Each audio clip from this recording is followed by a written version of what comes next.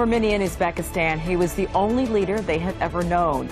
Islam Karimov has led the former Soviet Republic since its independence in 1989. His death has now plunged the country into uncertainty. What will this mean for Uzbekistan and the region? This is Inside Story.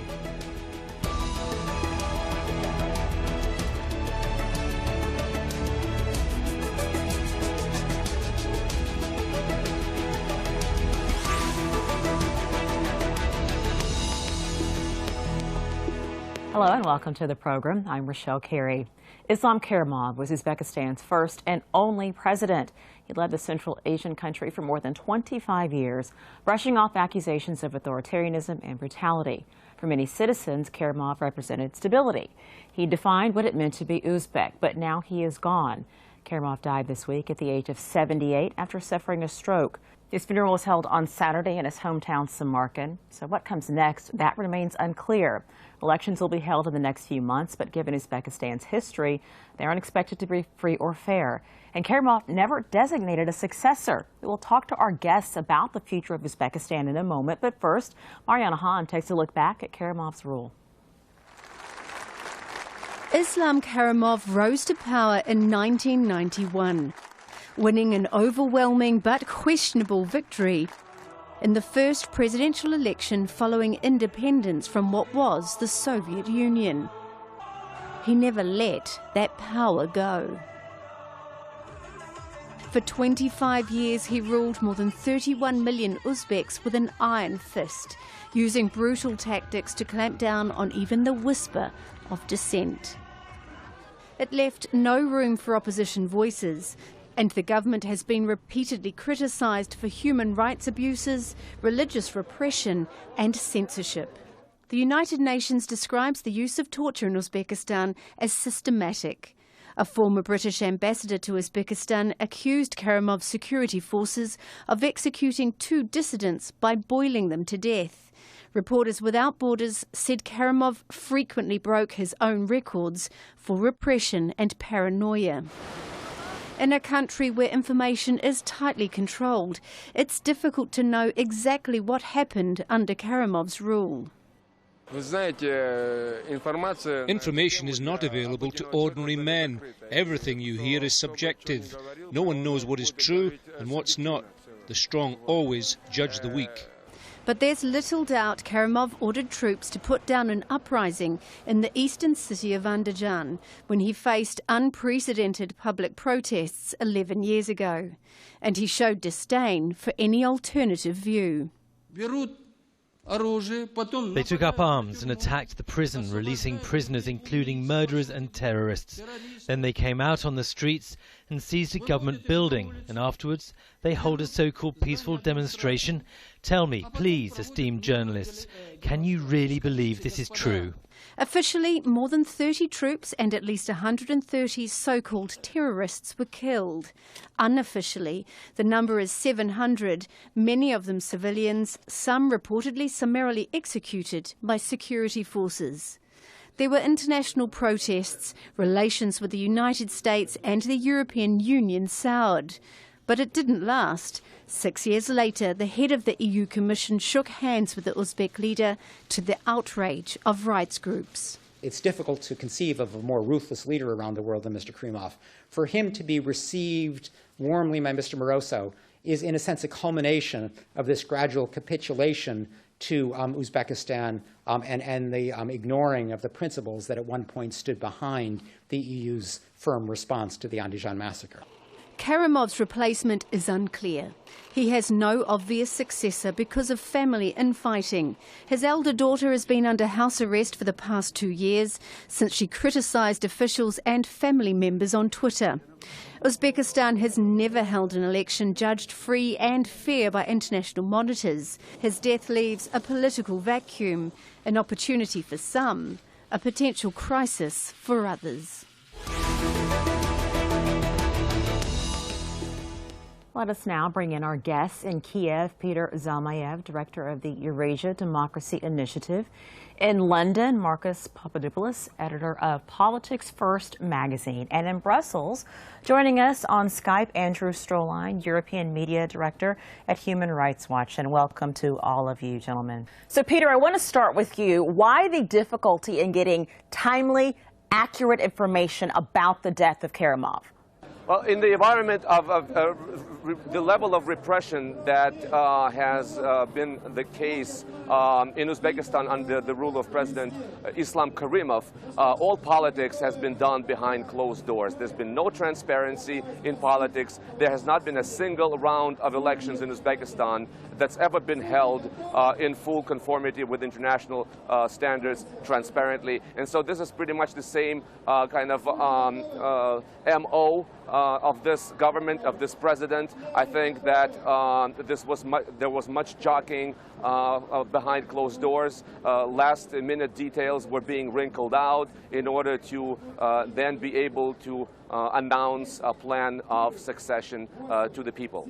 Marcus, are you surprised that there has not been a line of succession already ironed out, already put in place, and understanding all of the drama and difficulty within Karimov's family?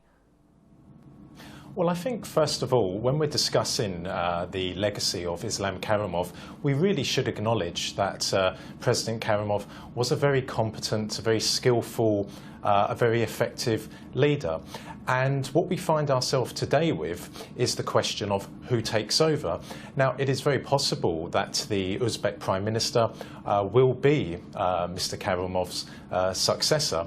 Now, there will inevitably be a whole array of questions which will come out of Uzbekistan. If it is the Prime Minister, will he ensure the security and stability that President Karimov guaranteed? Will the Prime Minister ensure that radical Islam, which is a very, very serious internal threat in Uzbekistan, is kept down? And will the Americans attempt to court the new Uzbek leader and try and usurp Russia's position in Uzbekistan as the leading outside force? And Marcus, we will get to all of those. Those are wonderful points that you made up, and that's definitely going to be part of this discussion. Before we get to that, though, Andrew, I'm curious from your point of view as being with Human Rights Watch, what concerns you have about the beginning of this transition period. Well, I think, it's very easy to be pessimistic about what comes next. Karimov is the only leader that the country has ever had. He has ruled with an iron fist and just decimated any chance, any political opposition, which means that there's really no chance for kind of open political competition now after his death. So it's very easy to be pessimistic about where it goes and whether the elites can kind of agree on a plan or whether they'll fall out and we'll see some kind of violence as a result. From Human Rights Watch's standpoint, we look for 3 or 4 things. Can this new set of authorities, whoever it really ends up being, will they release political prisoners? There are thousands of political prisoners. Uzbekistan has more political prisoners than all of the former republics of the Soviet Union put together. So release those people. That would be the first thing we'd like to see. Will there be an investigation allowed into the events of the 13th of May, 2005, the Andijan massacre, when the government slaughtered at least hundreds of people, including women and children, in the streets of the city of Andijan? That's another thing we'd like to see. Will the new government end torture, systematic torture, as the UN has said, in its prisons? This is a place where prisoners have been boiled alive. So these are the kinds of things that we'd like to see the new government, the new authorities signal that they're going to make a change from this disastrous dictatorship. So, Peter, as we begin this transition period, what about it concerns you? What is going to be on your radar that you're going to be paying attention to? Well, I think that in order to expect a smooth transition, I think that the new government has to enter into discussions with the major powers. That would be the U.S. And Moscow and China. I think all 3 expect that it continues to extend its assistance when it comes to anti-terrorist campaign in Afghanistan. From the very beginning in 2011, in 2001, after September 11, Uzbekistan granted NATO powers overflight rights and allowed it to base its military in order to conduct its anti-terrorist campaign in Afghanistan. So I think those guarantees have to be, continue to be extended. But also I think there's one major concern that the new person, the new president, simply will not be able to match President Karimov's ability to maintain power with an iron fist. And we're talking about over 10,000 individuals who languish in Uzbek jails, who have been imprisoned on charges of Islamic extremism. And so I think it is a potentially very explosive situation. I think that there needs to be a certain softening of the political climate. I think there needs to be a loosening of the political fetters that Karimov placed Uzbekistan in order to, in order for the country to start functioning as more or less, a democratic state. Marcus, do you agree with that assessment that this is a potentially, this time that the country is entering is a potentially explosive time, explosive situation? Do you agree with that? No, I don't believe that this is going to be an explosive time for Uzbekistan. I certainly do believe that there are legitimate concerns and anxieties amongst the Uzbek population about the future for Uzbekistan. I would also say that we hear in the West a lot of very negative stories about Uzbekistan, and I'm certainly not saying they're all unfounded, but it is very important to say this, that there were numerous successes of President Karimov's leadership of Uzbekistan. Firstly, the security and stability that the Uzbek population enjoyed in the Soviet period carried on when Uzbekistan became an independent country at the beginning of 1992.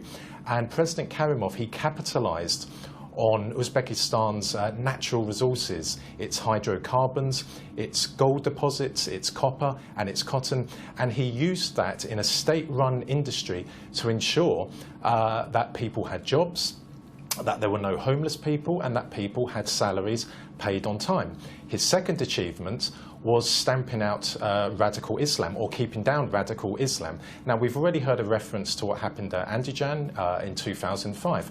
Now, I'm not saying that there weren't human rights abuses there, but Andijan is in the eastern parts of Uzbekistan. Hang on. Andijan is a hotbed of Islamic fundamentalism, second only to a neighbouring town called Hamajan, which is the heart of Islamism in Uzbekistan.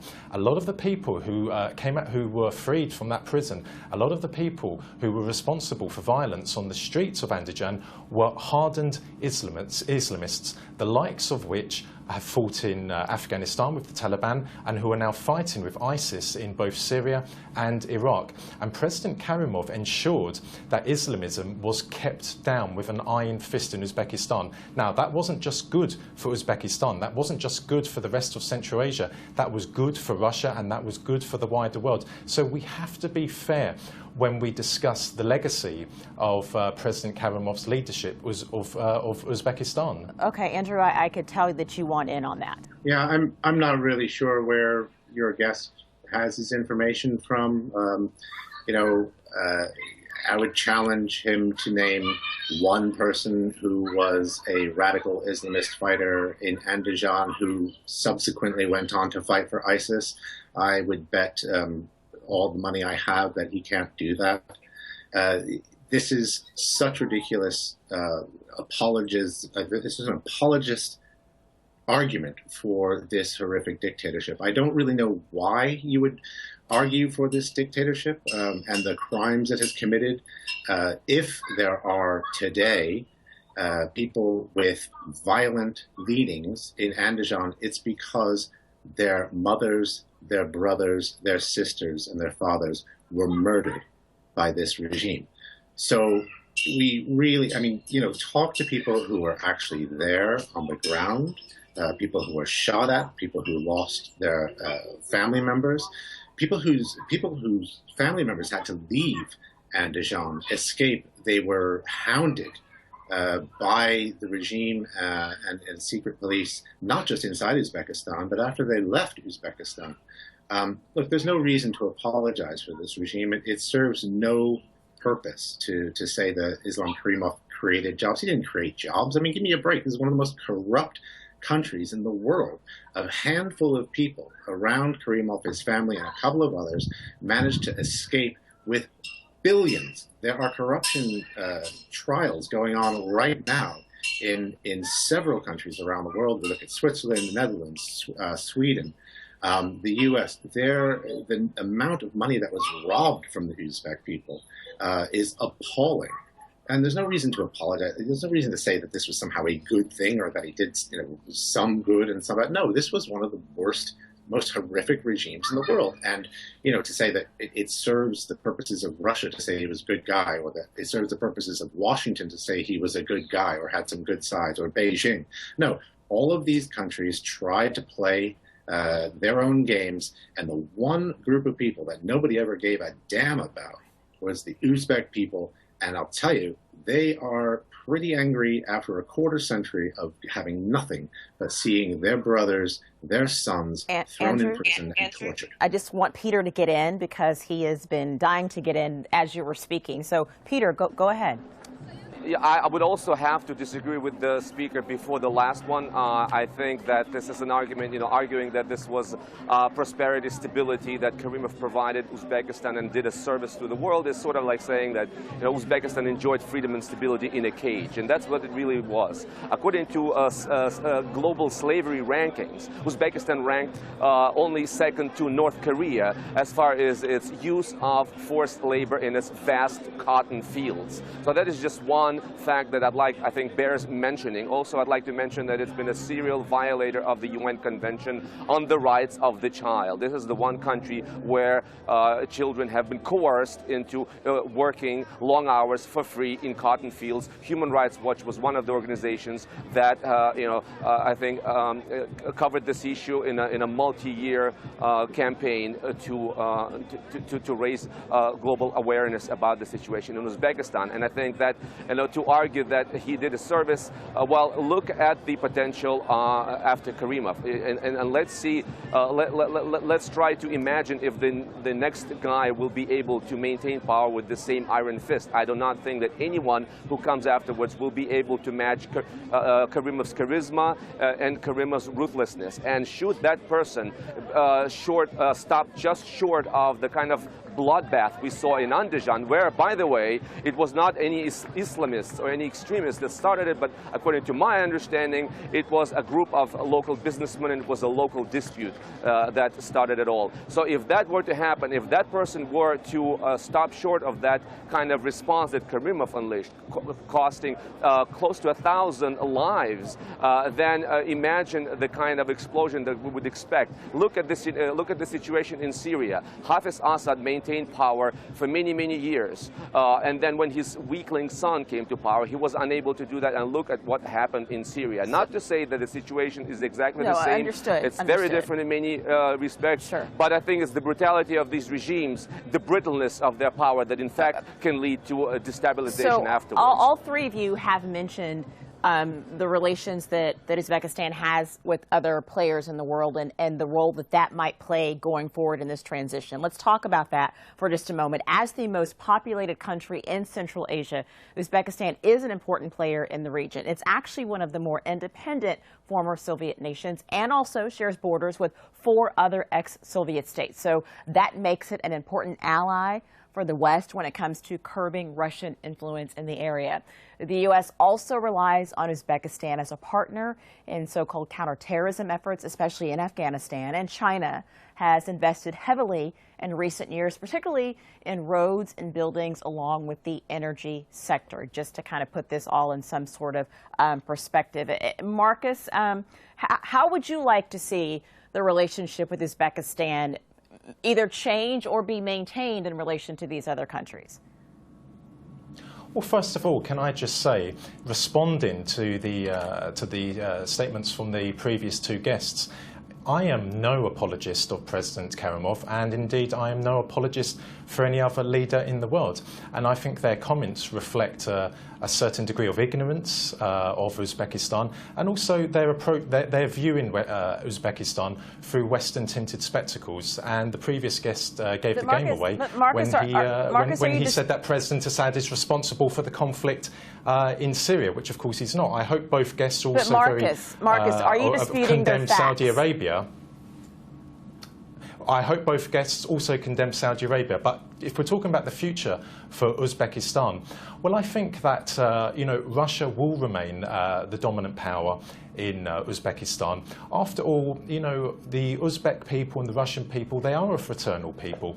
They have lived under the same roof for hundreds of years with each other. The Uzbeks, they know the Russians very well, and they trust the Russians far more than, for example, the Chinese, and far more especially than the Americans. So who stands, Marcus, who stands to gain, who might take advantage of this transition? Who might benefit from this transition?